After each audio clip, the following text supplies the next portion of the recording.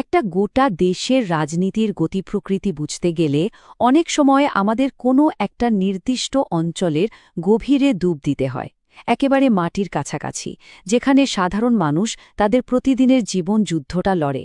আজ আমরা ঠিক সেই কাজটাই করব।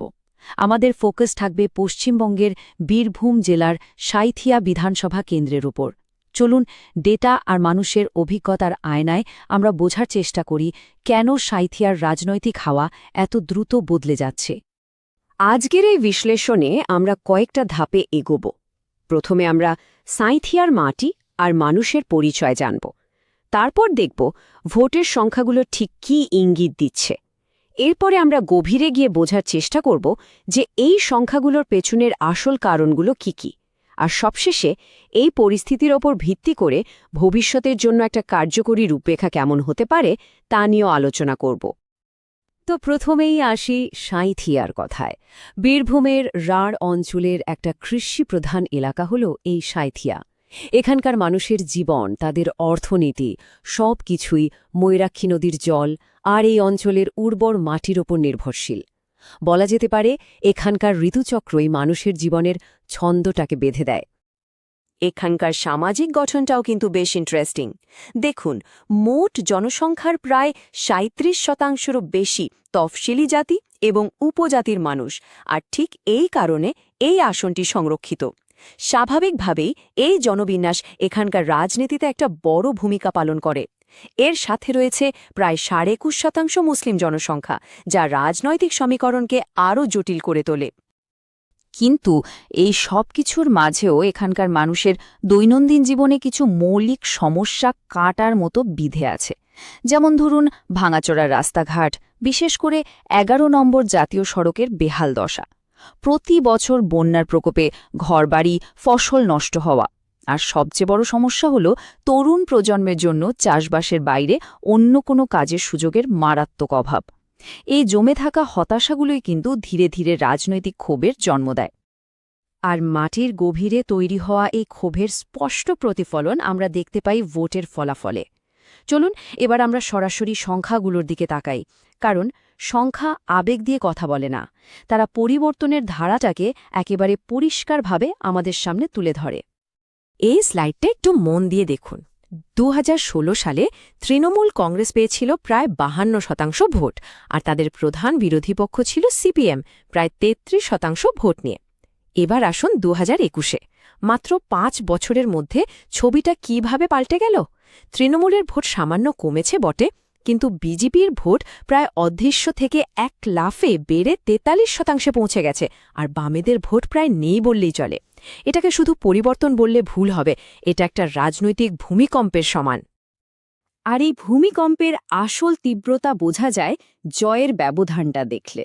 ২০১৬ সালে যে জয়ের ব্যবধান ছিল প্রায় ৩৮,৬০০ ভোটের, ২০২১-এ সেটা অর্ধেকেরও বেশি কমে গিয়ে দাঁড়িয়েছে মাত্র ১৫,২০০-তে। ভাবুন একবার, একটা একদা নিরাপদ আসন এখন রীতিমতো একটা টাফ ফাইটের কেন্দ্রে পরিণত হয়েছে। আর এটা ভাবার কোনো কারণ নেই যে এই পরিবর্তন ভোটারদের উদাসীনতার ফল, একেবারেই না। সাঁইথিয়ার মানুষ ভোট দেওয়ার ব্যাপারে অত্যন্ত সক্রিয়। দুটো নির্বাচনেই ভোটদানের হার ৮৬%-এর বেশি। এর একটাই মানে, এখানকার মানুষ খুব সচেতনভাবে তাদের বিকল্পগুলো খতিয়ে দেখছে এবং নিজেদের রায় জানাচ্ছে। তাহলে মূল প্রশ্নটা হলো, এই যে এত বড় একটা রাজনৈতিক পট পরিবর্তন, এর পেছনের আসল কারণটা কি? কোন কোন বিষয়ে মানুষের মনে এতটা ক্ষোভ তৈরি করছে? আমাদের বিশ্লেষণ বলছে এর পেছনে মূলত ৬টা গভীর এবং সিস্টেমিক কারণ রয়েছে। প্রথম ৩টে কারণ সরাসরি সিস্টেম বা ব্যবস্থার ওপর মানুষের আস্থাকে নাড়িয়ে দিয়েছে। ১ নম্বর, কাটমানি সংস্কৃতি, অর্থাৎ সরকারি প্রকল্পের সুবিধা পেতে গেলে কমিশন দিতে হয়, এই অভিযোগ। ২ নম্বর, শিক্ষক নিয়োগ দুর্নীতি, যা রাজ্যের অন্য জায়গার মতোই এখানকার বহু গ্রামীণ পরিবারের স্বপ্ন ভেঙে দিয়েছে। আর ৩ নম্বর, নির্বাচন পরবর্তী হিংসার স্মৃতি, যা বিরোধী সমর্থকদের মনকে আরও বেশি কঠিন করে তুলেছে। আর বাকি ৩টে কারণ আরও গভীর, সামাজিক এবং অর্থনৈতিক বিষয় নিয়ে। যেমন ধরুন অনুপ্রবেশ এবং সিএএ নিয়ে উদ্বেগ, যা অনেকের মনে নিরাপত্তাহীনতা তৈরি করেছে। ৫ নম্বর হল সেই বেকারত্বের জ্বালা। কৃষিকাজ ছাড়া তরুণদের সামনে কোনো দিশা নেই। এবং ৬ নম্বর হল সংখ্যালঘু তোষণের অভিযোগ, যা সংখ্যাগরিষ্ঠ সম্প্রদায়ের একটা বড় অংশের মধ্যে পক্ষপাতমূলক শাসনের ধারণা তৈরি করেছে। দেখুন, এই কারণগুলো কিন্তু শুধু তত্ত্বকথা নয়, এগুলো মানুষের প্রতিদিনের জীবনের অভিজ্ঞতা, যেমন বন্যার সময় ত্রাণের ওপর তোলাবাজি, রেশনে খারাপ মানের চাল পাওয়া, কিংবা মন্দিরের জমি নিয়ে পঞ্চায়েতের হস্তক্ষেপের মতো ঘটনা। আর জাতীয় সড়কের ওই ভয়ঙ্কর গর্তগুলো তো আছেই, যা রোজ দুর্ঘটনার কারণ হয়ে উঠছে। এই ছোট ছোট ঘটনাই কিন্তু একসময় বড় ক্ষোভের জন্ম দেয়। আমাদের সংবিধান প্রত্যেক নাগরিককে মর্যাদার সাথে বাঁচার অধিকার দেয়। যখন সিস্টেম সেই মর্যাদা দিতে ব্যর্থ হয়, তখন জনমত ঘুরে দাঁড়ায়। দায়িত্বশীলতার সাথে কথা বলা এবং শোনা দুটোই তখন খুব জরুরি হয়ে পড়ে। বেশ, সমস্যাগুলো তো চিহ্নিত করা গেল, কিন্তু সমাধান কোথায়? এই বিশ্লেষণ শুধুমাত্র সমস্যার ব্যবচ্ছেদ করেই থেমে থাকেনি, বরং একটা সম্ভাব্য সমাধানের নীল নকশাও তৈরি করেছে। এমন একটা পরিকল্পনা যা মানুষের এই জমে থাকা ক্ষোভগুলোর সরাসরি সমাধান করতে পারে। এই কৌশলের কেন্দ্রে একটা বেশ ইন্টারেস্টিং সাংস্কৃতিক ধারণা রয়েছে, যার নাম দেওয়া হয়েছে চতুর্মুখ মতবাদ। এটা হিন্দু দেবদেবীদের 4টি রূপের উপর ভিত্তি করে তৈরি একটা কমিউনিকেশন স্ট্র্যাটেজি। যেমন শিবের রূপটি দুর্নীতির বিরুদ্ধে আগ্রাসী মনোভাবের প্রতীক, বিষ্ণু স্থিতিশীলতা ও সুশাসনের প্রতীক, ব্রহ্মা নতুন উন্নয়ন ও উদ্ভাবনের প্রতীক, আর মা দুর্গা সমাজের দুর্বলদের সুরক্ষার প্রতীক। এক কথায় বলতে গেলে এই কাঠামোটা আসলে শাসনের 4টি মূল স্তম্ভকে তুলে ধরে: শক্তি, স্থিতিশীলতা, সৃষ্টি এবং সুরক্ষা। আর এই ধারণার উপর ভিত্তি করে একটা স্পষ্ট উন্নয়নের প্রতিশ্রুতিপত্র তৈরি করা হয়েছে।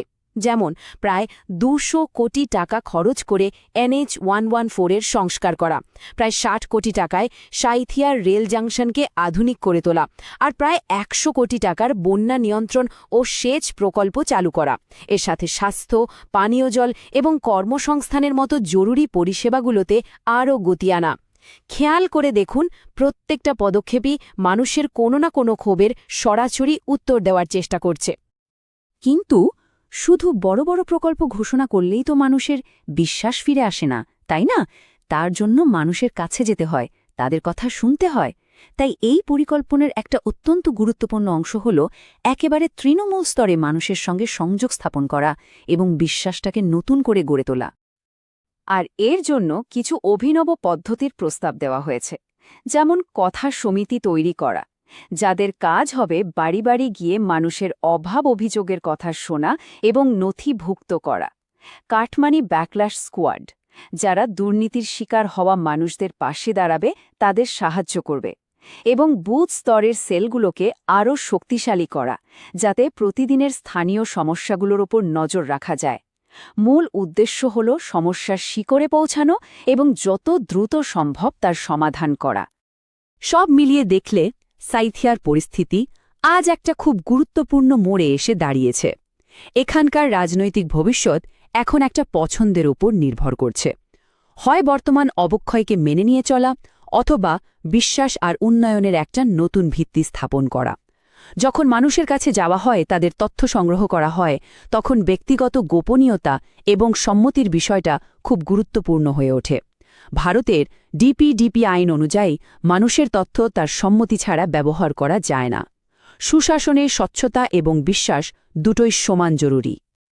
এই বিশ্লেষণ থেকে একটা খুব শক্তিশালী কথা উঠে এসেছে। তথ্য একটা স্পষ্ট গতিপথ দেখাচ্ছে। সিদ্ধান্ত এখন একটাই: অবক্ষয়কে সামাল দেওয়া নাকি বৃদ্ধি এবং জনবিশ্বাসের জন্য একটা নতুন ভিত্তি তৈরি করা। এই কথাটা আমাদের মনে করিয়ে দেয় যে কোনো সিদ্ধান্ত না নেওয়াটাও কিন্তু একটা সিদ্ধান্ত, আর তারও একটা নির্দিষ্ট পরিণতি আছে।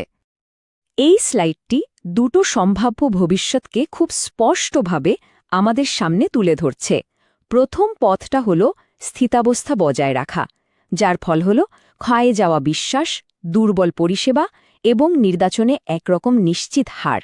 আর দ্বিতীয় পথটা হল সুশাসনকে সবচেয়ে বেশি অগ্রাধিকার দেওয়া, যার ভিত্তি হবে কাজের রাজনীতি, মানুষের অভিযোগের সমাধান এবং ধীরে ধীরে নতুন করে বিশ্বাস করে তোলা।